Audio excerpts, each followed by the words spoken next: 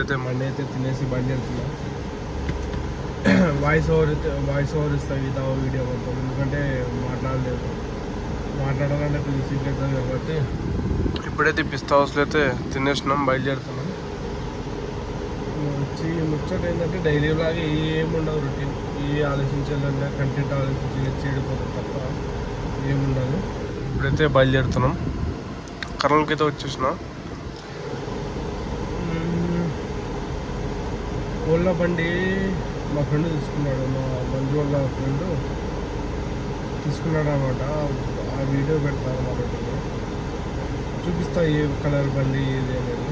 ఓలా అయితే తీసుకోవడానికి ఫ్రెండ్స్, ఎందుకంటే చాలా ఇబ్బంది అయిపోతుంది అది సర్వీస్ కానీ ఏమైనా ప్రాబ్లమ్స్ కానీ ఎవరు పట్టించుకొని. ఫస్ట్ ఆఫ్ ఆల్ వచ్చేసి ఓలా సర్వీస్ అనేది ఎవరు రెస్పాన్స్ అస్సలు కావడం లేదు.